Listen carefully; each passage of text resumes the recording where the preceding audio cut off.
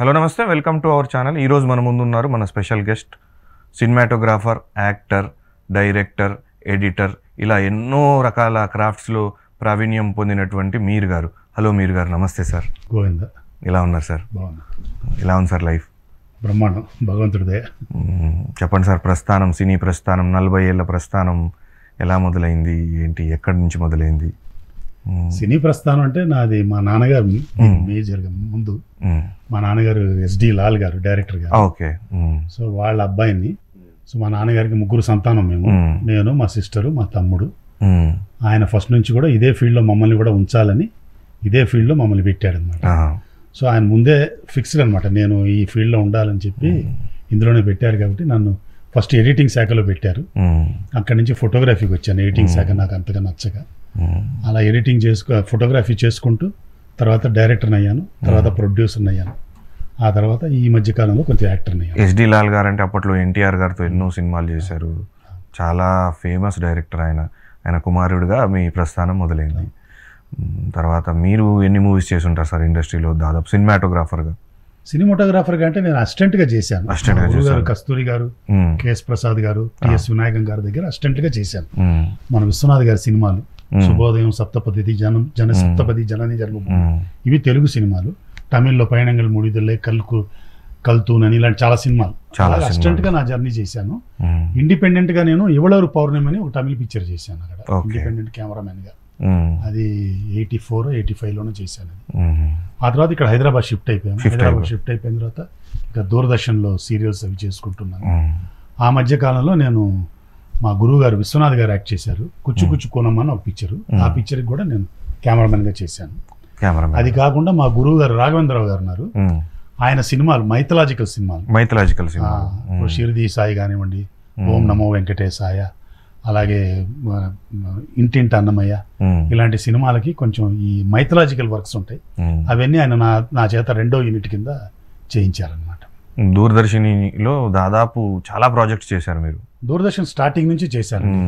తాతినేని ప్రకాశ్రావు గారిది ఫస్ట్ మీరు ఆలోచించండి అని ఆ సీరియల్ నుంచి దూరదర్శన్లో నా ప్రస్థానం ఫస్ట్ వెరీ బిగినింగ్ నుంచి ఒక 10 years దూరదర్శన్లో ఆల్మోస్ట్ అన్ని ప్రాజెక్ట్స్ చేసేవాడిని. ఆ తర్వాత ఈటీవీ స్టార్ట్ అయింది. 95లో టెలికాస్ట్ స్టార్ట్ అయింది. 94 నుంచి ప్రొడక్షన్ స్టార్ట్ అయింది. సో అక్కడి నుంచి ఈటీవీలో ఒక 12 సంవత్సరాలు ఈటీవీలో ఆల్మోస్ట్ అన్ని మేజర్ సీరియల్స్ కెమెరామెన్ ఎడిటర్గా చేశాను. 99లో సుమన్ గారు శివలీల అనే సీరియల్ని డైరెక్టర్ చేశారు. ఆ తర్వాత ఆయన సీరియల్స్ ఎండమావులు, ప్రతిబింబాలు, వాటన్నిటికీ డైరెక్టర్ కమ్ కెమెరామెన్ అనమాట. మొత్తం ఇవన్నీ మీ ప్రాజెక్ట్స్ ఇవన్నీ చేశాను. ఆ తర్వాత మిగతా ఛానల్స్ కూడా జెమినీ, మా టీవీ, SVBC, ఈ ఛానల్స్లో కూడా నా ప్రోగ్రామ్స్ అన్ని చాలా చేశాను నేను. ప్రోగ్రామ్స్ సుమన్ గారితో ఎలా ఉండేది సార్? ఇక రామోజీరావు గారు అబ్బాయి సుమన్ గారితో మీ రిలేషన్షిప్ కానీ అనుబంధం? అంటే సుమన్ గారితో నా రిలేషన్షిప్ చాలా బాగుండేదండి. అంటే ఆయన మల్టీ టాలెంటెడ్ పర్సన్ ఆయన. సో ఆయన బొమ్మలు వేయటం కానీ, కథలు రాయటం కానీ, మ్యూజిక్ అన్నీ ఆయన ఒక మనిషి చేసేవారు ఆయన. సో ఆయన సీరియల్స్కి వర్క్ చేసేటప్పుడు చాలా ప్రిసైజ్గా ఏం కావాలో చాలా క్లియర్గా రాసి ఉంటుంది. అలాగే మనకి బడ్జెట్ వైజ్ కూడా రెస్ట్రిక్షన్స్ ఏమి లేవు. మీరు ఎంతన్నా ఖర్చు పెట్టండి, ఎన్ని రోజులైనా తీయండి, ప్రోడక్ట్ బాగుండాలి. అది ఆయన మెయిన్ ఇంటెన్షన్. ఆయన నా చేత అంత లిబర్టీ ఇచ్చి నా చేత మంచి మంచి ప్రాజెక్టులు, ఇప్పుడు శివలీల అలాగే ఎండమావులు మంచి ప్రాజెక్టు, ప్రతిబింబాలు, తర్వాత జీవితం అని ఇలాంటి ప్రాజెక్టులన్నీ మంచి ప్రాజెక్ట్. తర్వాత విధి అని ఏదో సీరియల్స్ ఉండేవి, అవన్నీ కూడా అప్పుడు వచ్చినవి. అనిల్ కుమార్ గారు అని ఆయన చేశారు. అనిల్ కుమార్ గారు ఇక్కడ దాకా మీ ప్రాజెక్ట్స్ ఉన్నాయి. ఆ తర్వాత నేను 95 ఆ ప్రాంతంలో మా గురువుగారు K. రాఘవేంద్రరావు గారితో పరిచయం ఏర్పడడం. ఆయన ఎలక్ట్రానిక్ మీడియాకి చేస్తుండేవారు. సో ఆయన నన్ను పిలిపించి ఫస్ట్ ఆయన ఆ ఎలక్ట్రానిక్ మీడియాకి రాజమౌళి గారు, చందు గారు, వారాముళ్ళపొడి గారు వీళ్ళందరూ కూడా డైరెక్ట్ చేస్తుండేవారు అందులో యాడ్స్కి. వాళ్ళతో పాటు నాకు కూడా చాలా అవకాశం ఇచ్చి నన్ను కూడా డైరెక్టర్ని చేసి నా చేత కూడా చాలా యాడ్స్ చేయించారు ఆయన.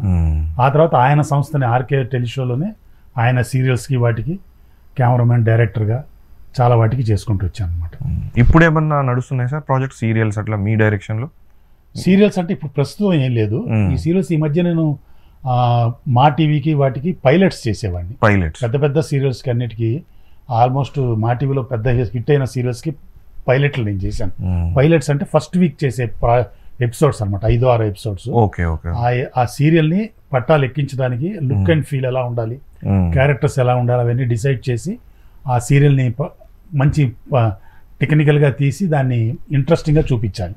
సో అలా నేను చాలా సీరియల్స్ చేశాను. అప్పుడు బాలకృష్ణ గారి అన్స్టాపబుల్ కూడా మీరు చేసినట్టున్నారు. బాలకృష్ణ గారి అన్స్టాపబుల్ ఏంటంటే ఆహాకి ప్రోమో చేశారు. ఒక ప్రోమో చేశాను అన్స్టాపబుల్కి, ఒక ప్రోమో. నేను మామూలుగా నేను చూశాను, మీరు బాలకృష్ణ గారు కొన్ని వీడియోస్ నేను చూశాను, చూడబట్టి మిమ్మల్ని అడుగుతున్నాను. అదో చాలా మంచి ఎక్స్పీరియన్స్. చాలా బాలయ్య బాబు గారితో మీరు సాన్నిహిత్యంగా మాట్లాడటం అది చూశాను. అంటే ఆయన బాలకృష్ణ గారు మా నాన్నగారితో చేశారు. ఆయన ఫస్ట్ అన్నదమ్ముల అనుబంధంలో ఎన్టీ రామారావు గారికి తమ్ముడుగా యాక్ట్ చేశారు, తెలుసు, అందులో చేశారు ఆయన. అది ఆయన చేసింది, అది మా నాన్నగారి డైరెక్షన్ దానికి.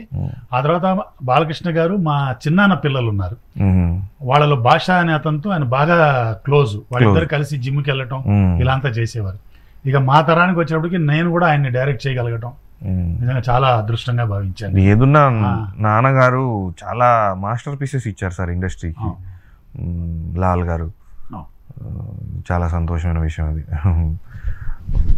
ఇంకా మీరు యాక్టర్గా ఎలా ఉంది సార్ మీరు, అంటే మీ ఎక్స్పీరియన్స్, అంటే మీరు మిమ్మల్ని సినిమాటోగ్రాఫర్ గానా, ఎడిటర్ గానా, యాక్టర్ గానా ఏదైతే బాగా ఇష్టపడతారు? అంటే నా ప్రొఫెషన్స్ అన్నిట్లోకి నాకు ఎడిటింగ్ చాలా ఇష్టం. నాకు ఎడిటింగ్ అంటే చాలా ఇష్టం. యాక్టింగ్ అనేది ఓన్లీ అది బై యాక్సిడెంట్లుగా చేసింది కాబట్టి వచ్చింది అది. అటు సైడ్ నాకు అంటే దాని మీద పెద్ద మక్కువ కానీ ఇది కానీ లేదు నాకు. ఈ టెక్నికల్ సైడే నాకు బాగా ఇది. యాక్టింగ్ ఏంటంటే యాక్టింగ్ చేస్తున్నప్పుడు ఏంటంటే నా అడ్వాంటేజ్ ఏంటంటే నేను యాక్టింగ్ కోసం వెళ్ళినప్పుడు అక్కడ జరిగే షూటింగ్ అట్మాస్ఫియర్, ఏమేమి ఎక్విప్మెంట్ వాడుతున్నారు, ఎలా తీస్తున్నారు, ఎలా తీయాలి, ఇప్పుడు కొత్త కొత్త కుర్రోళ్ళు ఎలాగ ఇన్నోవేటివ్గా చేస్తున్నారు, ఇప్పుడు వస్తున్న కొత్త కొత్త గ్యాడ్జెట్స్ ఏంటి, ఇవన్నీ తెలుసుకోవడానికి ఒక అవకాశం అన్నమాట. సో ఆ ఇంట్రెస్ట్ నాకు యాక్టింగ్కి వెళ్ళేటప్పుడు అవన్నీ తెలుసుకోవాలనే ఇంట్రెస్ట్ నాకు ఎక్కువ అది. సో దానికోసం యాక్టింగ్ వచ్చినప్పుడు ఒప్పుకొని వెళ్తుంటాను అన్నమాట. కానీ యాక్టర్ అయిన తర్వాతనే ఎక్కువ మీరు ప్రపంచానికి తెలిసారు.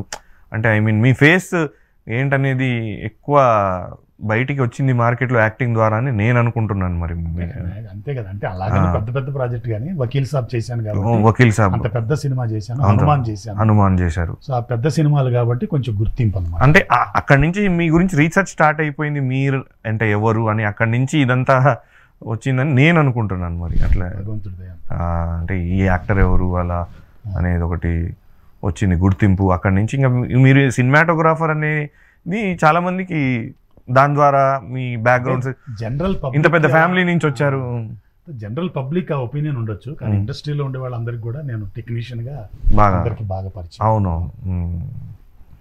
ఇంకా మీది లవ్ మ్యారేజ్ అని విన్నాను సార్. నాగభూషణం గారి అమ్మాయిని చేసుకున్నాను. మామగారు రక్తకన్నీరు నాగభూషణం గారు, మా అత్తగారు రక్తకన్నీరు సీత గారు, ఆవిడ ఇద్దరు ఆర్టిస్టులే. అయితే మా బావమరిది సురేంద్ర నేను క్లాస్మేట్స్. సో వాళ్ళ ఇంట్లోనే పెరిగేవాడిని నేను. వాళ్ళ ఇంట్లోనే మా అత్తగారు నాకు మరో తల్లి అనమాట. సో ఆవిడ అక్కడే తిరుగుతూ ఉండేవాడిని నేను. సో ఆ విధంగా ఈవిడ మీద కొంచెం మక్కువ ఏర్పడి. లవ్ ట్రాక్ మీది ఏమన్నా చెప్పగలిగితే మాకు. అప్పట్లో అంటే దాదాపు 40 years అయిందా సార్ మ్యారేజ్? మ్యారేజ్ 45 years అయింది. మ్యారేజ్ అయ్యి 45 years అయింది. కానీ తను నాకు మోర్ దెన్ 50 years నుంచి పరిచయం. మోర్ దెన్ 15 years అంటే 60s లో 70s నుంచి పరిచయం. అంటే ఏమన్నా స్వీట్ మెమరీస్ మీ లవ్ స్టోరీలో కానీ, లవ్ ట్రాక్ మెమరీస్ ఏముంటాయి, పరిచయం అది అంటే ఇలా వెళ్తూ ఉంటాము. ఎప్పుడు అనిపించి నేను ఆవిడ ప్రపోజ్ చేశాను. చేస్తే ఆవిడ ఒప్పుకోలేదు. లేదు ఏంటి మా అన్నయ్య క్లాస్మేట్ ఇట్లా చేస్తా, మా నాన్నకి చెప్తాను అని కొంచెం బెదిరించారు. బెదిరించిన తర్వాత ఇక నేను కామ్ అయిపోయి వచ్చేసాను. నాకేమైందంటే అదృష్టం కొద్దీ ఇంకొక అమ్మాయి నాకు ప్రపోజ్ చేసింది. సో ఆ అమ్మాయి ఈవిడ ఒకటే టైప్ ఇన్స్టిట్యూట్ లో ఉండేవాడు. సో నేను ఆ అమ్మాయి కోసం వెళ్తున్నప్పుడు ఈవిడ చూసి ఇదేంటి ఆ అమ్మాయి కోసం వస్తున్నాడు, అంటే ఆ అమ్మాయితో తిరిగితే వీడేదో చెడిపోతాడన్న భావన ఏమో మరి ఆ భగవంతుడి ఆశీస్సులో ఈవిడ నన్ను మందలించి ఆ అమ్మాయితో తిరగకూడదు అది అని చెప్పి పాపం ఈవిడ ట్రాక్ లోకి వచ్చేసింది. అలాగా మ్యారేజ్ అయిపోయింది. మీ పెళ్లి సమయానికి నాగభూషణం గారితో ఎట్లా రిలేషన్ ఎట్లా ఉండేది సార్? బాగుందండి, బ్రహ్మాండంగా ఉండేది. అల్లుడుగా మిమ్మల్ని చాలా బాగుండేది. మీ అత్తగారితో గారు అయితే దేవత. మా అమ్మ చెప్పా కదా, ఆవిడ ఫుల్ సపోర్ట్ నాకు. Full support. మా అమ్మాయి లాగా ఆవిడ అంటే జనరల్ గా లవ్ మ్యారేజ్ అనగానే ఏదో లేదంటే అప్పట్లో ఇంకా పట్టింపు, వాళ్ళ ఇంట్లోనే పెరిగిన పిల్లోని కదా ఇంకా మా అబ్బాయి అంతే కదా అనుకుని అడ్వాంటేజ్ ఉంటుంది. అడ్వాంటేజ్ మీకు ఈజీ అయిపోయింది, ఈజీ, ఎవరిని ఒప్పించాలి అదేం లేకుండా. కొద్దిగా మా అమ్మగారే కొంచెం ఆర్థోడాక్స్ కాబట్టి ఆవిడ కొంచెం బిగినింగ్ లో తీసుకోలేకపోయారు, తర్వాత ఆవిడ కూడా తర్వాత సెట్ అయిపోయారు కోడలు అంతా, ఫ్యామిలీ అంతా. పిల్లల విషయానికి వస్తే సార్, నాకు 2 బాబులండి.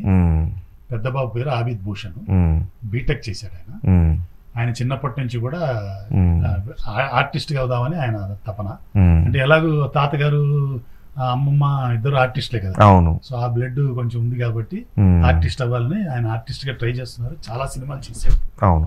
తెలుగు చేశాడు, తమిళ్ చేశాడు, హిందీ కూడా చేశాడు, సీరియల్స్ చేశాడు. అట్ ది సేమ్ టైం నాలాగే అతను వెబ్ సిరీస్ అవి డైరెక్షన్ కూడా చేస్తుంటాడు. He's in this field. మా చిన్న బాబు పేరు ఆసిఫ్ భూషణ్.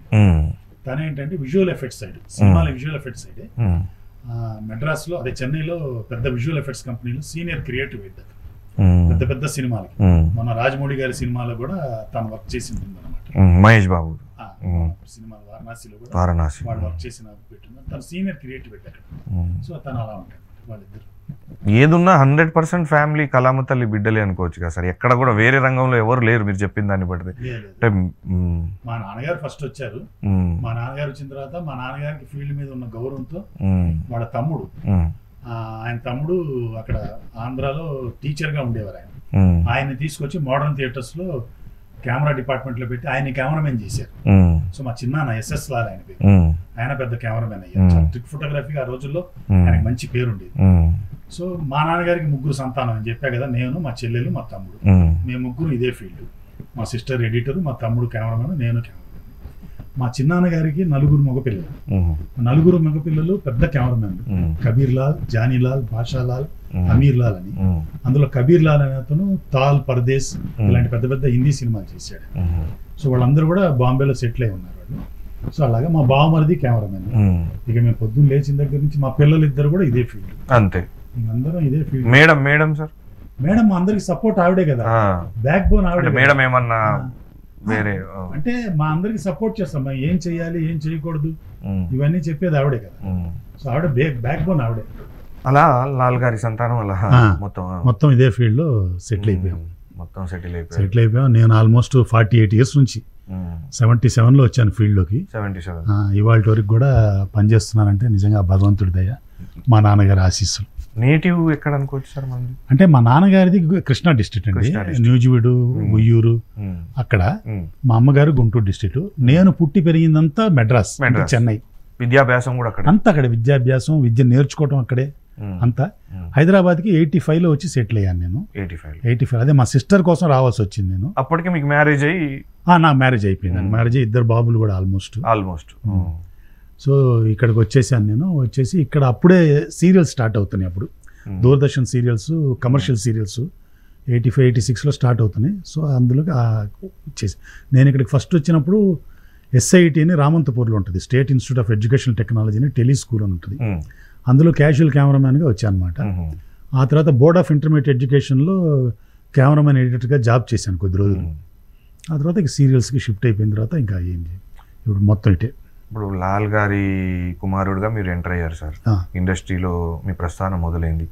కానీ మీకు ఈ స్ట్రగుల్ లాగా ఏమైనా అనిపించిందా, లేకపోతే యాక్సెస్ ఈజీగా వచ్చి జర్నీ అంతా ప్రశాంతంగా కొనసాగింది? ఏమైనా హర్డిల్స్ ఏమైనా ఫేస్ చేయడం ఇండస్ట్రీలో అలా ఏమన్నా అనిపించింది? అంటే హర్డిల్స్ అని ఏం లేదండి. హర్డిల్స్ అంటే ప్రొఫెషనల్ హర్డిల్స్ కదా, చిన్న ఉంటాయి. కానీ జర్నీ ఏమైందంటే నాకు స్మూత్గానే జరిగినట్టు. అంటే నేను చెన్నైలో ఉండేటప్పుడు ఫిలిమ్స్ అవి చేస్తుండేవాడిని. అప్పుడు మామూలు రెగ్యులర్ ఫిలిమ్స్ స్ట్రగుల్స్ ఉండేవి మామూలుగా, అది పెద్ద ఇది కాదు. కానీ హైదరాబాద్కి వచ్చిన తర్వాత ఒకసారి ఈ సీరియల్ స్టార్ట్ అయిన తర్వాత స్మూత్గానే స్టార్ట్ అయింది నా జర్నీ. అంటే నేను బాగా బిజీగా ఉండేవాడిని. దానికి మెయిన్ కారణం మా నాన్నగారు. అక్కడి నుంచి నన్ను పిలిపించి ఇక్కడ నన్ను ఈ సీరియల్స్కి పరిచయం చేయడం అనేది మా నాన్నగారు చేశారు. అంటే యాక్సెస్ అయితే మీకు ఈజీగా దొరికింది. గారి అబ్బాయి, నాగభూషణం గారి అల్లుడు, అంటే దే ఆర్ లెజెండ్స్. అంటే అలాగా వాళ్ళ పేర్లు చెప్పి కదా. అంటే అది ఏమైందంటే ఇప్పుడు ఒకవేళ వాళ్ళ పేరు చెప్పి మా నాన్నగారు ఆల్మోస్ట్ నేను ఫీల్డ్కి వచ్చేటప్పటికి ఆయన రిటైర్ అయిపోయారు. అంటే ఆయన లాస్ట్ పిక్చర్ చిరంజీవి గారితో నకిలీ మనిషి, ఆ పిక్చర్ ఆయన లాస్ట్ డైరెక్ట్ చేసింది. ఆ తర్వాత నేను కొంచెం ఫామ్లోకి వచ్చి కెమెరామెన్ అయిన తర్వాత నాన్నగారికి సొంతంగా సినిమాలు ఉంటే నేను కెమెరామెన్ అయిపోయి ఆ జర్నీ వేరేగా ఉండేదేమో.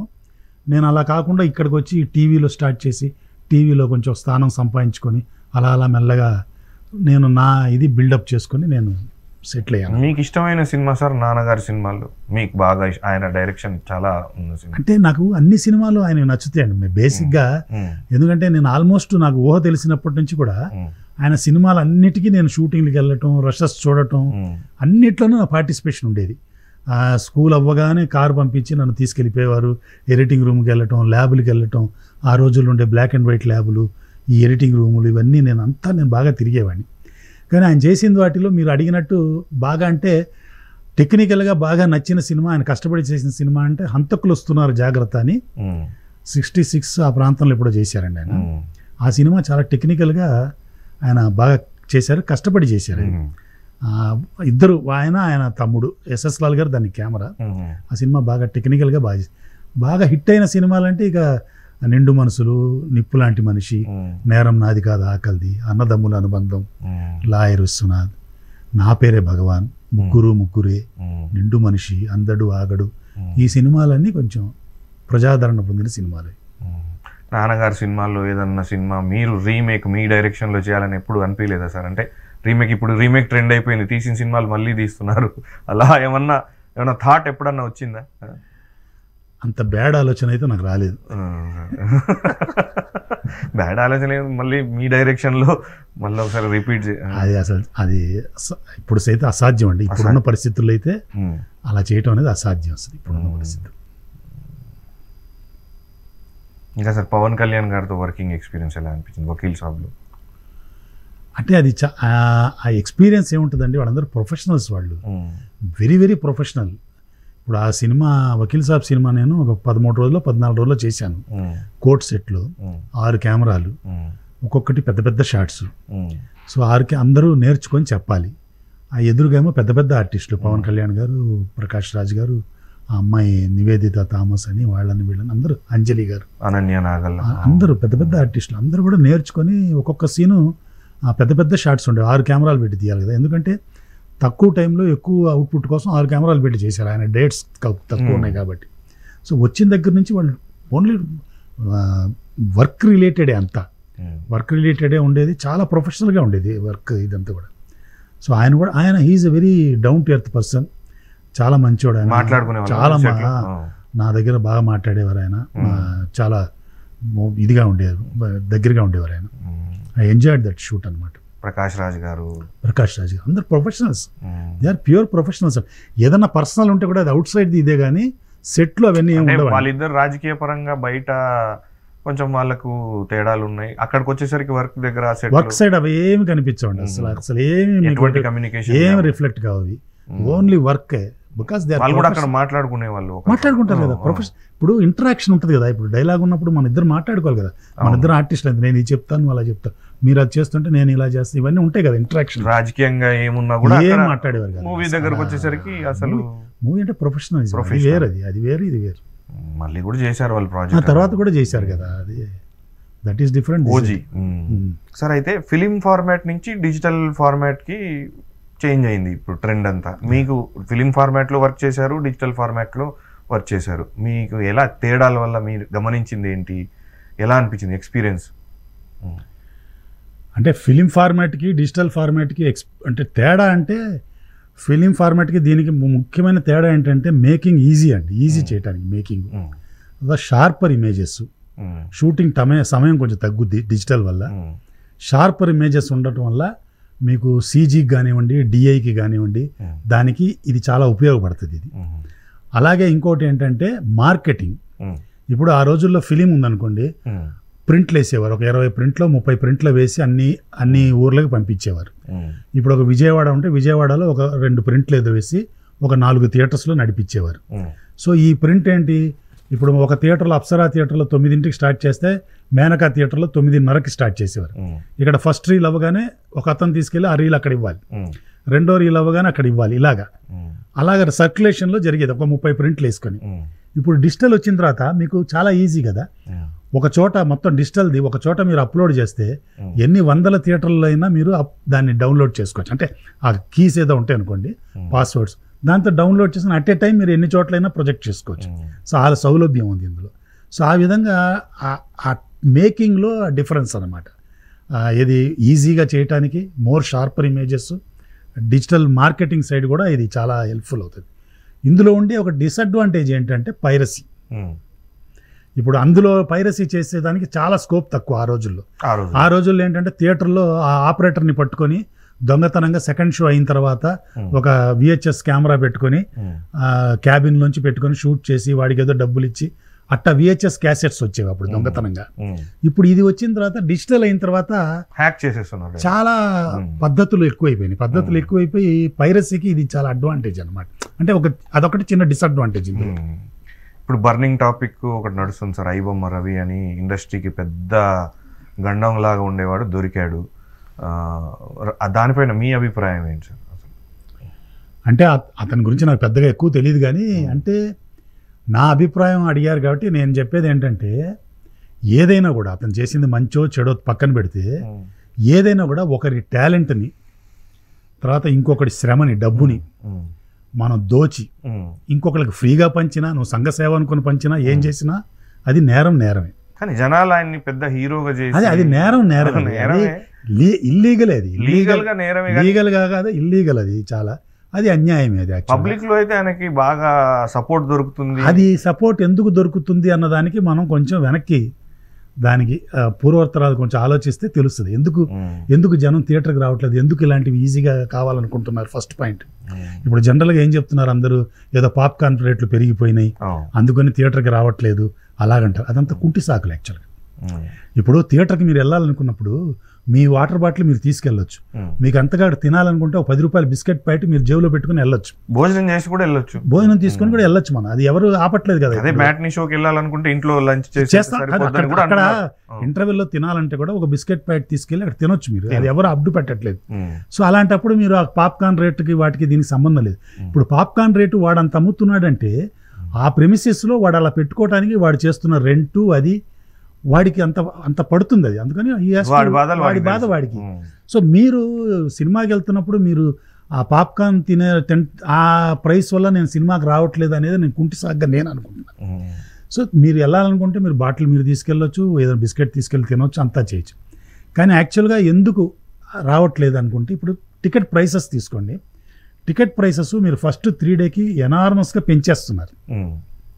ఆ ఫస్ట్ 3 డే టికెట్స్ ప్రైసెస్ ఇప్పుడు ఒక 200 ఉందనుకోండి మామూలుగా మల్టీప్లెక్స్లో.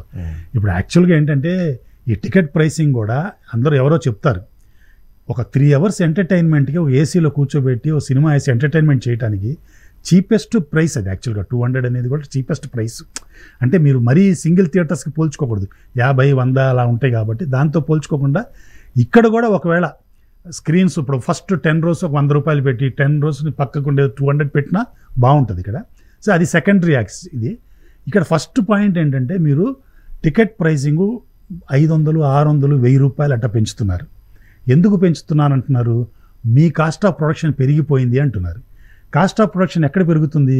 మీరు హీరోకి ఇచ్చే 100 కోట్ల రెమ్యునరేషను, ఆ డైరెక్టర్ రెమ్యునరేషన్ తప్ప మిగతా కాస్ట్ ఆఫ్ ప్రొడక్షన్ కాదుగా. టెక్నీషియన్స్కి ఏదైనా పెంచుతున్నారా? టెక్నీషియన్స్కి దానివల్ల ఎక్కువ డబ్బులు ఇస్తున్నారా? టెక్నీషియన్ ఏదైనా ఒకరోజు కూలీ ఎక్కువ పెంచమంటే వాడు స్ట్రైక్ చేయాల్సి వస్తుంది, పని ఆపేయాల్సి వస్తుంది, మళ్ళీ వీళ్ళు సర్ది చెప్పి ఇస్తామని చెప్పి మళ్ళీ అతనికి ఏదో అబద్ధాలు చెప్పి మళ్ళీ పని చేయించుకుంటున్నారు. అటు ఏం పెంచట్లేదు మనం. ఆ డైరెక్టర్కి హీరోకి ఇచ్చే రెమ్యునరేషన్స్, ఆ వర్క్ లగ్జరీగా చేసుకోవటానికి మీకు పెరుగుతున్నాయి. దట్ ఈజ్ యువర్ ప్రాబ్లం కదా. నాకేం ప్రాబ్లం ఉంది? మీరు అలా చూపించాలనుకుంటున్నారు కాబట్టి మీరు అంతంత డబ్బులు పెట్టి తీసుకుంటున్నారు. నేను అంత డబ్బు ఇచ్చి ఎందుకు చూడాలి? అసలు అంత సినిమాని ఎందుకు చూడాలి? ఇప్పుడు మామూలు సినిమాకి ఏమి ఇస్తున్నానో ఆ సినిమాకి అదే డబ్బులు ఇవ్వాలి కదా నేను. సో మీ లగ్జరీ మీరేంటంటే అంత డబ్బు ఎక్కువ మంది చూస్తారు, ఎక్కువ మంది చూడగలుగుతారు అని మీరు తీస్తున్నారు అలాంటి సినిమాలు. దానికి నేను ఫస్ట్ 3 days ఎందుకు అంత డబ్బులు పెట్టి చూడాలి? ఫస్ట్ ఇంకోటి ఏంటంటే ఫస్ట్ 3 days ఎవరు చూస్తారండి సినిమాలు? ఆ హీరో ఫ్యాన్స్ చూస్తారు, లేదంటే స్టూడెంట్స్ చూస్తారు. ఫ్యామిలీస్ ఫస్ట్ 3 days అయితే రారు కదండి, తర్వాత వస్తారు వాడు మెల్లమెల్లగా. సో స్టూడెంట్స్ దగ్గర అంత డబ్బులు ఉండవు. ఫ్యాన్స్ని మీరు దోచుకోవటం మీ ఫ్యాన్స్ అని చెప్పి వాళ్ళకి అంతంత డబ్బులు పెట్టి చూపించటం ఏంటి? అసలు మీరేం చేయాలి? ఆ ఫస్ట్ 3 days హాఫ్ ప్రైస్ పెట్టి చూపించాలి ఫ్యాన్స్కి. స్టూడెంట్స్ కూడా హాఫ్ ప్రైస్ పెట్టి చూపించాలి మీరు సినిమా. సో వాళ్ళు చూసి మీ సినిమా బాగుంటే మౌత్ పబ్లిసిటీతో 4th డే నుంచి మీరు రెగ్యులర్ కాస్ట్ పెట్టుకోవచ్చు, టికెట్ కాస్ట్. అలా పెంచుతుంటే జనం వస్తారు. సో ఇప్పుడు సినిమా అంటే 3 షోలు లేదా 3 రోజులే కదా ఇప్పుడు ఉన్నది. ఇలా చేస్తే ఏమవుతుందంటే మీకు లాంగ్ 3 వారాల దాకా వెళ్ళడానికి స్కోప్ ఉంటుంది. అంటే అది ఎలా ఫీజిబులో నాకు తెలియదండి. నా ఉద్దేశం ఏంటంటే ఫస్ట్ 3 days తక్కువ ప్రైస్ పెట్టాలి, రివర్స్లో చేయాలని. మీరు ఎక్కువ ప్రైస్ పెట్టి మొత్తం డబ్బులు తీసేసుకోవాలని చూస్తున్నారు కదా, అది నాకు ఎందుకో నా పర్సనల్గా నాకు నచ్చలేదు. ఫస్ట్ 3 days తక్కువ పెట్టాలి, ఫ్యాన్స్ కోసం మీరు చేస్తున్నట్టు ఉండాలి. అలాగే బెనిఫిట్ షోస్ కూడా తక్కువ డబ్బులతో చేయించుకోవాలి, ఈ స్టూడెంట్స్కి తక్కువ డబ్బులతో ఇవ్వాలి, వీలైతే ఒక టికెట్కి 2 వచ్చేటట్టు అలాగేదో మొత్తానికి చేయాలి. మీకు లాస్ వస్తున్న దాన్ని ఎలా కాంపన్సేట్ చేయాలి అనే దానికి ఒక చిన్న నేను అనుకోవటం. ఇప్పుడు మొన్న వారణాసి చేశారు రాజమౌళి గారు. చేసినప్పుడు ఆయన ఏం చేశారండి, 27 కోట్లు అయిందట ఆ ఈవెంట్కి, నాకు ఎవరో చెప్పారు. ఆ 27 కోట్లు ఆయన ఎలా సైజ్ చేసుకున్నారు, కొన్ని బ్రాండ్స్ స్పాన్సర్ చేసినాయి. ఆ బ్రాండ్స్ని ఏం చేశారు, ఈవెంట్ జరుగుతున్నప్పుడే వాళ్ళు యాడ్స్ చేశారు. సో వాళ్ళు స్పాన్సర్ చేశారు కదా. అలా అదే స్కీమ్లో మీరు పెద్ద సినిమాలు ఎవరైతే చేస్తున్నారో కొంతమంది బ్రాండ్స్ని తెచ్చుకోండి. మీరు తెచ్చుకొని ఆ బ్రాండ్ వాళ్ళ దగ్గర డబ్బులు తీసుకోండి, ఇంటర్వెల్లోనో ఎక్కడో వాళ్ళ యాడ్స్ వేయండి, మీ సినిమాలో జాయిన్ చేయండి. అలా వాళ్ళ దగ్గర తీసుకోండి. ఇప్పుడున్న ఫెసిలిటీస్కి ఏంటంటే ఎవ్రీడే 3 రోజుల్లోనూ డిఫరెంట్ బ్రాండ్స్ మీకు స్పాన్సర్ చేయొచ్చు వాళ్ళు. ఎందుకంటే డిజిటల్ కాబట్టి అప్లోడ్ చేయడం చాలా ఈజీ. ఇవాళ ఏదో విమలు ఎవరో ఇంకో బాంబే డైయింగ్ చేశారు అనుకోండి, రేపు ఇంకేదో కార్పొరేట్ ఆఫీస్ చేస్తున్నారు, వీళ్ళ యాడ్స్ మార్చేయచ్చు మీరు దాంట్లో. సో ఈ 3 రోజులు మీరు డిఫరెంట్ బ్రాండ్స్ తీసుకొచ్చి వాళ్ళని తీసుకొచ్చి మీరు ఇలాగా ప్రమోట్ చేసుకొని ఆ డబ్బు ఆ భారాన్ని వాళ్ళ మీద వేయచ్చు. వాళ్ళ బ్రాండ్ ఎక్కువ మంది చూస్తున్నారు కదా జనం, సో అది బెనిఫిట్ అవుతుంది. అంతేగాని ప్రేక్షకుల మీద వెయిట్ వేయకుండా వాళ్ళని సతాయించకుండా ఉంటే అందరూ వచ్చేస్తారు కదా. సో అలాంటప్పుడు ఇలాంటి ఐ బొమ్మలు బి బొమ్మలు ఇవి రావు కదా.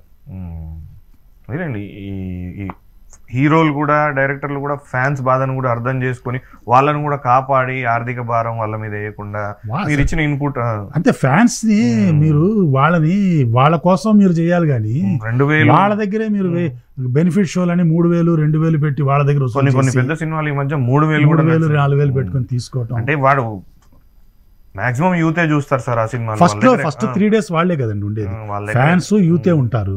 సో వాళ్ళ ఇప్పుడు స్టూడెంట్స్ అంటే వాళ్ళకి అంతంత డబ్బు ఎక్కడి నుంచి వస్తుంది. సో ఇవన్నీ మనం ఆలోచించి అంటే నా ఉద్దేశం ఏంటంటే ఫస్ట్ 3 days పెంచడం కాదు, ఫస్ట్ 3 days తగ్గిస్తే సో మౌత్ పబ్లిసిటీ మీ పిక్చర్ మీరు బాగుండాలని కదా తీస్తారు అంత పెద్ద సినిమాలు. సో మీకు కాన్ఫిడెన్స్ ఉండాలి కదా మీ సినిమా మీద. ఆ సినిమా బ్రహ్మాండంగా ఇప్పుడు ఫ్లాప్ అయిన సినిమాలని ఎవరు ఏం చేయలేదు.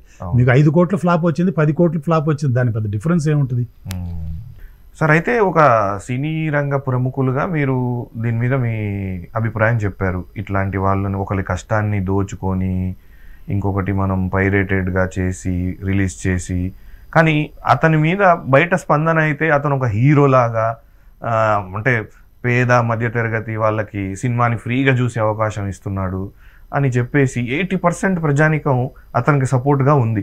ఓన్లీ సినిమా ఇండస్ట్రీ వాళ్ళు తప్పితే మిగతా అన్ని చోట్ల అతను ఒక హీరోలాగా ఉన్న పరిస్థితి ఉంది. ఓన్లీ సినిమా వాళ్ళు మాత్రమే అతని శత్రువులాగా అతన్ని మొన్న వేరే ఒక పేరు మోసిన ప్రొడ్యూసర్ అతన్ని షూట్ చేయాలో ఉరి తీయాలో ఏదేదో చెప్తున్నారు. ఇంకొకరు పెద్ద పెద్ద యాక్టర్లు కానీ అతని వల్లనే 1000 కోట్లు నష్టం వచ్చినాయి అని అంటడం జరుగుతుంది. మరి దీనిపైన మీ అభిప్రాయం యాజ్ ఏ సీనియర్ సినిమా వారుగా? ఇప్పుడు మనం చెప్పింది అదే కదా. ఇప్పుడు అతను చేస్తున్నాడంటే అది ఎందుకు చేస్తున్నాడు? అతను జనాలు థియేటర్కి వెళ్ళట్లేదు, ఇంట్లో కూర్చొని చూసుకోవాలనుకుంటున్నారు కాబట్టి వాళ్ళకి వెసులుబాటు కల్పిస్తున్నాడు అతను. సో దానికోసం ఇప్పుడు జనం కూడా అంతే కదా. ఇప్పుడు మనం థియేటర్కి వెళ్ళి అంతంత డబ్బులు పెట్టే బదులు ఫ్రీగా ఎంటర్టైన్మెంట్ వస్తుంది కదా అని వాళ్ళు అలవాటు పడుతున్నారు. అది తగ్గించాలంటే నేను చెప్పినట్టు ఇలాగా అంతే థియేటర్స్కి రప్పిస్తే జనాల్ని ఆటోమేటిక్గా ఇలాంటివి ఉండవు కదా పైరసీ. ఈ లోవర్ మిడిల్ క్లాస్ వాళ్ళు చాలా లాభపడ్డారు అతని వల్ల. లాభపడ్డం అంటే అదే ఫ్రీగా చూస్తున్నాం కదా, డౌన్లోడ్ చేసేసుకొని చూసేస్తున్నాము, ఫస్ట్ వీక్లోనే చూపించేస్తున్నాడు అతను. ఇంకా కొంతమంది ఏంటంటే ఇతని టాలెంట్ ని వాడుకోండి దేశానికి ఉపయోగపడతాడు అని కూడా ఒక టాపిక్. అది జనరల్ గా ఉండేది కదా. ఇప్పుడు దొంగ పోలీస్ కంటే చాలా తెలివిగా ఉంటాడు కదా, అది మామూలే కదా అది. అంతే. సో అలాంటప్పుడు దొంగే తెలివిగా ఉంటాడు అంతే కదా. ఇప్పుడు అతనుకున్న టాక్టిక్స్లో అది అతనికి ఉంటాయి. అవి వీళ్ళు ఆలోచించలేరు కదా, ఆ టైప్లో అలా ఆలోచించలేరు అతని పాయింట్ ఆఫ్ వ్యూలో. సో అలాగే ఇతను కూడా, ఇతను నాలెడ్జ్ ఉంది అంటే ఇప్పుడు దాన్ని మంచికి వాడితే బాగుంటుంది, ఇలా వాడితే మనం ఏం చేయలేము. అంతే. ఈ మధ్య కాలంలో ఏంటంటే ఏదో పోలీసులు కానీ ఇండస్ట్రీ వాళ్ళు అసలు జరిగిన పెద్ద పెద్ద నేరాలు ఘోరాలు వదిలేసి ఇతన్ని పట్టుకొని ఏదో సాధించామని పెద్ద సన్మానాలు చేస్తున్నారు ఇండస్ట్రీ వాళ్ళు వెళ్ళి అన్నట్టు. ఇది పెద్ద ఘనకార్యం లాగా ఎవరినో పట్టుకొని అన్నట్టు అదొకటి. అతని భార్య పట్టించిందని ఇంకొకళ్ళు, ఇలా రకరకాల వాదనలు. ఇది సినిమా ఫీల్డ్ కాబట్టి అలాంటి న్యూస్ బాగా ఎలివేట్ అవుతాయి కాబట్టి, మైలేజ్ వస్తుంది కాబట్టి దీని మీద ఎక్కువ ఫోకస్ చేస్తారు. అదే మిగతా న్యూస్లో ఇంకెక్కడైనా పట్టుబడి ఉంటే అతనికి ఇంత మైలేజ్ వచ్చి రాదు కదా అసలు. సినిమా ఇండస్ట్రీ కాబట్టి సినిమా వాళ్ళు కూడా అతని గురించి 10 మంది మాట్లాడడం, ఇవన్నీ కొంచెం మైలేజ్ అన్నమాట, పబ్లిసిటీ. ఇప్పుడు మనం కూడా దాని గురించి మాట్లాడడం, ఇది కూడా ఆల్మోస్ట్ అలాంటిదే. సరే సార్, అపార్ట్ ఫ్రమ్ దట్ మీరు వర్క్ చేసిన వాళ్ళల్లో బెస్ట్ అంటే మీరు డైరెక్ట్ చేసిన ఆర్టిస్టులలో మీ వర్క్ ఎక్స్పీరియన్స్ మీకు అంటే బాండింగ్ లాగా మీకు బాగా స్నేహితంగా ఉండేది ఇండస్ట్రీలో కానీ మీరు వర్క్ చేసిన వాళ్ళలో కానీ? అంటే ఆర్టిస్టులు ఇండస్ట్రీలో అందరితోనూ నేను బాగానే నాకు బాండింగ్ ఉందండి. ఎందుకంటే నేను ఆర్టిస్టులు అందరినీ కూడా చాలా కంఫర్టబుల్గా చేయించుకుంటాను నేను. ఎందుకంటే మా గురువు గారి స్టైల్ అది. మా గురువు గారి స్టైల్ లాగే వాళ్ళని ఎవరిని శ్రమ పెట్టాను నేను. వాళ్ళని ఎంత కంఫర్టబుల్గా చేయించుకోవాలి అంత కంఫర్టబుల్గా చేయించుకుంటాను. అందుకని నా దగ్గర యాక్ట్ చేసిన ఆర్టిస్టులు అందరూ కూడా రిపీటెడ్గా మళ్ళీ చేయాలనే కోరుకుంటారు. కలుస్తుంటారా సార్ రావేంద్ర గారు? ఇప్పుడు మా గురుగారు ఆయన కలవటం కాదు, నేను కలుస్తాను. మీరిద్దరు కలుస్తుంటారా? కలుస్తుంటాను, మా గురుగారే కదా. ఆయన సినిమాలు చేశాను. ఆయనతో పాటు నేను టీటీడీ ఎస్విబిసికి శ్రీవారి సేవలని ఒక పెద్ద ప్రాజెక్టు, స్వామి సేవలన్నీ కూడా నాతో చేయించారు ఆయన. అది పూర్వజన్మ సుకృతం, అంత పెద్ద ప్రాజెక్ట్ నేను చేయటం. దానికి మూల కారణం మా గురువు గారు అనమాట. సో ఆయనకి నా మీద చాలా ప్రేమ, నేనంటే చాలా ఇష్టం ఆయనకి. ఆయన కలుస్తుంటాను. అలాగే ఆర్టిస్టులు అందరూ ఆల్మోస్ట్, ఎందుకంటే నేను ఇండస్ట్రీ టీవీ ఫీల్డ్ మొదలుపెట్టిన దగ్గర నుంచి ఉన్నాను కదా. సో ఆర్టిస్టులు అందరూ కూడా ఆ జర్నీలో కలిసి వచ్చిన వాళ్ళే నాతో పాటు. పెద్ద పెద్ద ఆర్టిస్టులు అందరూ కూడా ఇప్పుడు సుమ కానివ్వండి, సానా గారు, ఝాన్సీ గారు, అలాగే అచ్యుత్ కానివ్వండి, అశోక్ కుమార్ అన్నయ్య కానివ్వండి, రాజీవ్ కనకాల, రాజా, సమీరు, వీళ్ళందరూ ఆర్టిస్టులు అందరూ కూడా నాతో పనిచేసిన వాళ్ళు. అందరితో కూడా చాలా మంచి రిలేషన్షిప్ ఉంది నాకు ఇవాళకి కూడా. అచ్యుత్ గారు అంటే పాపం కాలం చేశారు, చాలా మంచి ఆర్టిస్టు. ఏం జరిగిందో ఏంటో ఆయన చనిపోవటం కదా, అది మనకి పర్సనల్గా తెలియదు కానీ యాజ్ ఎ హ్యూమన్ బీయింగ్ ఆర్టిస్ట్గా జెమ్ అతను, చాలా జెమ్. ఈటీవీలో కూడా మంచి ప్రాజెక్ట్, ఈటీవీలో మంచి ప్రాజెక్ట్ ఇద్దరు చాలా చేశాడు. దూరదర్శన్లో చేసాం, ఈటీవీలో చేసాం. ఇప్పుడు రైట్ నౌ ఏ ప్రాజెక్ట్స్ ఉన్నాయి అనుకోవచ్చు రైట్ నౌ మీ చేతిలో? రైట్ నౌ అంటే నేను ఏదో 2 సినిమాలు చేశాను ఆర్టిస్ట్గా. మన నారా రోహిత్ గారిది ఒకటి, నాగశౌర్య గారిది ఒకటి, 2 సినిమాలు చేశాను ఆర్టిస్ట్గా. డైరెక్షన్ ఏమో మామూలుగా నా సీరియల్స్ అవి ఉన్నాయి నాకు. అలా ఈటీవీ విన్ కోసం చేస్తున్నాను. ఇది కాకుండా నాకు డాక్యుమెంటరీలు, యాడ్ ఫిలిమ్స్ ఉంటాయి నాకు. ఈటీవీ విన్ వాళ్ళతో సీరియల్ చేస్తున్నాను, ఎపిసోడ్ చేస్తున్నాను, వెబ్ సిరీస్ లాగా ఎపిసోడ్ చేస్తున్నాను మీ డైరెక్షన్లో, నా డైరెక్షన్లో. ఇది కాకుండా నాకు నా డాక్యుమెంటరీలను, యాడ్ ఫిలిమ్స్ ఉంటాయి నాకు వర్క్ చేసుకోవటానికి. సో అది రెగ్యులర్, అదే మొత్తం ఏదో ఒకటి. కానీ ఇన్ని సంవత్సరాల నుంచి ఇండస్ట్రీలో ఉన్నారు, ఇన్ని ప్రాజెక్ట్స్ చేశారు, ఇంత బ్యాక్గ్రౌండ్ నుంచి వచ్చారు, ఎలా మీరు గారు ఆర్థికంగా ఎలా బలపడ్డారనుకోవచ్చా? ఎలా ఆర్థికంగా నేను ఎప్పుడు చూడలేదండి. ఆర్థికంగా భగవంతుడు ఏంటంటే నాకేం కావాలో అది ఇచ్చాడు ఆయన. నాకేం కావాలంటే ఒక అప్పు లేకుండా ఇంతవరకు ఎలా తీసుకురావాలో అది తీసుకొచ్చారు. అది మనస్తృప్తి ఎక్కువ ఉంది, ఆత్మతృప్తి అన్నమాట. ఆత్మతృప్తి, మనశ్శాంతి, ఆత్మతృప్తి ఎక్కువ నాకు, ఆత్మతృప్తి. సో దానివల్ల నేను ఇన్ని సంవత్సరాల నుంచి ఉన్నాను, ఇంత వర్క్ చేశానంటే అదే పెద్ద బ్లెస్సింగ్ భగవంతుడిది. ఇంకా చూడటానికి కూడా మీరు చాలా హెల్దీగా, అంతే మరి. సో అదే పెద్ద ఆత్మతృప్తి, ప్రశాంతంగా. డబ్బులు ఏం చేసుకుంటాం ఇప్పుడు, కోట్లు వెనక పెట్టుకొని ఏం చేసుకుంటాం. ఆధ్యాత్మికం ఎలా ఉంటుంది సార్? రోజు పూజలు నడుస్తుంటాయి, ఆధ్యాత్మికంగా బాగానే ఉంటుంది. అంటే డైలీ కొంత సమయం పూజలు కేటాయిస్తారు, అందుకనే మీరు అంత ప్రశాంతంగా, కూల్గా, హ్యాపీగా కనిపిస్తున్నారు చూడటానికి. సార్ అయితే ప్రస్తుతం ఏఐ టెక్నాలజీ గురించి మీ స్పందన ఏంటి సార్? మీరు ఇన్నాళ్ళుగా వర్క్ చేస్తున్నారు కదా, ఇప్పుడు ఈ టెక్నాలజీ వచ్చింది, యాజ్ ఎ కెమెరామ్యాన్గా, సినిమాటోగ్రాఫర్గా, టెక్నీషియన్గా, ఈ ఏఐ టెక్నాలజీ ఎలా, దీనివల్ల ఉపయోగాలు ఉన్నాయా లేకపోతే నష్టం ఉందా, ఎట్లా? నష్టం అయితే ఏం లేదండి నాకు తెలిసి. ఏ టెక్నాలజీ అనేది పెద్ద బూన్ అండి అది యాక్చువల్గా, చాలా పెద్ద అడ్వాంటేజ్. ఇప్పుడు నేను అనలాగ్ నుంచి డిజిటల్ చూశాను, అంత ఈ టెక్నాలజీ మార్పులని చూసుకుంటూ వచ్చా కదా, దీంట్లో ఏ టెక్నాలజీని కూడా చూడగలగడం అనేది నా అదృష్టం యాక్చువల్గా. చాలా పెద్దది. అంటే ఒకప్పుడు మనకి ఇంత వెసులుబాటు లేదు యాక్చువల్గా. ఇప్పుడు మేము చేస్తూ ఆ రోజుల్లో ఏదైనా ఒక విషయం తెలియాలి అంటే ఆ విషయం గురించి ఎవరినైనా ఒక ఎక్స్పర్ట్ని అడగాలి, అతన్ని పట్టుకొని అతని ద్వారా కనుక్కొని నేర్చుకోవాలి. కొద్ది రోజులకి యూట్యూబ్ వచ్చింది, తర్వాత గూగుల్ వచ్చింది, ఏమడిగినా. ఇప్పుడు ఏఐ వచ్చింది. ఏఐలో ఏమైందంటే ఫాస్టర్ అనమాట. ఫాస్టరు వాస్ట్ మెటీరియల్ అనమాట. మీరు ఏదైనా అడగాలంటే ఇప్పుడు స్క్రిప్ట్ అడగొచ్చు, స్క్రీన్ ప్లే అడగొచ్చు, విజువల్ గైడెన్స్ అడగొచ్చు. ఎనీథింగ్ ఈజ్ పాసిబుల్ అనమాట. ఇప్పుడు ఏఐలో ఏమైనా అడగొచ్చు. ఇప్పుడు ఒక ఏఐ వచ్చిన తర్వాత సినిమాలకు ఎట్టా ఉపయోగపడుతుంది అంటే ఆ గైడెన్స్ తీసుకున్నారు. ఇప్పుడు ఆ టెక్నాలజీ ఎంతవరకు వచ్చిందంటే సినిమా థియేటర్లో ప్రొజెక్ట్ చేసే అంత క్వాలిటీ రాలేదు, ఇంకా వస్తుంది అది కూడా. 4K క్వాలిటీ రాలేదు, ఇప్పుడు ఆల్మోస్ట్ 2K HD క్వాలిటీ దాకా ఉంది ఇప్పుడు విజువల్స్. సో అదేంటంటే మనకు టీవీకి ఓటీటీకి దాని వరకు పర్లేదు, అది పెద్ద లార్జ్ స్క్రీన్కి అంత క్వాలిటీ లేదు. సో దానికి ఏం చేస్తున్నారంటే సినిమా వాళ్ళు, విఎఫ్ఎక్స్ వాళ్ళంతా కూడా చాలా ఎక్కువగా వాడుతున్నారు దాన్ని. ఆ ఏఐని వాడుకొని గైడెన్స్ అనమాట. ఇప్పుడు ఒక ప్రీ విజువలైజేషన్ ఉంది, ఒక సీన్ ఎలా చేయాలని దానికి అక్కడ గైడెన్స్ తీసుకొని దాన్ని 3Dలో రీక్రియేట్ చేయటం. అలాగే విఎఫ్ఎక్స్లో కొన్ని రోటోలని అవన్నీ ఇలాంటివన్నీ కూడా లేబర్ వర్క్ ఉంటుంది, అదంతా కూడా ఏఐలో చాలా సింపుల్గా జరిగిపోతున్నాయి అనమాట. ఇలాగ చాలా ఫెసిలిటీస్ వచ్చేసాయి. ఎడిటింగ్ కూడా అంతే. ఎడిటింగ్ కూడా మీరు ఎడిట్ చేయాలనుకున్నప్పుడు రఫ్ కట్లన్నీ అవి చేసి ఇస్తుంది. సో మీకు ఒక గైడెన్స్ అనమాట ఇలా చేయటానికి, ఎక్కువ శ్రమ లేకుండా చేయటానికి. ఫోటోగ్రఫీలో కూడా అంతే. ఈ యాంగిల్స్, ఇప్పుడు ఈ సీక్వెన్స్ ఏ యాంగిల్ పెడితే బాగుంటుంది, ఒక విజువల్ గైడెన్స్ కావాలంటే విజువల్ గైడెన్స్ కూడా ఇస్తుంది. సో ఇలాగ చాలా అడ్వాంటేజెస్ ఉన్నాయి దాంట్లో. ఏమొచ్చినా కూడా అది ఏంటంటే ఫస్ట్ అదొక క్రియేటరే కానీ క్రియేటర్ కాదు అది. ఇప్పుడు మీ మీదే ఆధారపడింది. మీరు ఎవరైతే ప్రాంప్ట్ ఇస్తున్నారో మీ మీదే ఆధారపడి అది ఉంటుంది, అంతేగాని మిమ్మల్ని ఓవర్టేక్ చేయలేదు. ఇప్పుడు మీరు ఎలా దానికి ప్రాంప్ట్ చేస్తారో దాన్ని బట్టే అక్కడి నుంచి అవుట్పుట్ వస్తుంటుంది. So me input is very important యాక్చువల్గా. సో అలాంటప్పుడు మీకు కష్టం ఏదో నష్టం జరుగుతుంది అనుకోవటానికి లేదు అక్కడ. మీకు అది చాలా అడ్వాంటేజ్ యాక్చువల్గా. ఇప్పుడు పని ఫాస్ట్గా చేయటానికి కానివ్వండి, ఇంకా క్వాలిటేటివ్గా చేయటానికి, ఈ దీనికంతా కూడా ఏ ఈజ్ వెరీ వెరీ యూస్ఫుల్, చాలా యూస్ఫుల్ అన్నమాట. సో అది ఏంటంటే కొంచెం మ్యాన్ పవర్ ఎక్కడన్నా తగ్గడానికి ఛాన్సెస్ ఉంటాయేమో కానీ, but it cannot replace human brain అనుకోండి. సో అది మాత్రం కన్ఫర్మ్డ్. బట్ ఏఐని తెలుసుకొని కంపల్సరీగా ఆ టూల్స్ వాడుకొని మనం దాని అడ్వాంటేజెస్ని తీసుకోవాలి. టెక్నికల్గా ఏ ఫీల్డ్ అయినా సరే. ఇప్పుడు మా ఫీల్డ్కి సంబంధించి నేను ఫోటోగ్రఫీ, ఎడిటింగు, విజువల్ ఎఫెక్ట్స్ ఇవి చెప్పాను. మిగతా ఫీల్డ్స్ కూడా అది వర్తిస్తుంది కదా, ఏ ఫీల్డ్కి సంబంధించి వాళ్ళకి. దానివల్ల చాలా అడ్వాంటేజెస్ ఉన్నాయండి. సో ఏఐ టెక్నాలజీ మీద మీ విశ్లేషణ అయితే ఇది. పిలవగానే మా స్టూడియోకి వచ్చినందుకు చాలా ధన్యవాదాలు సార్.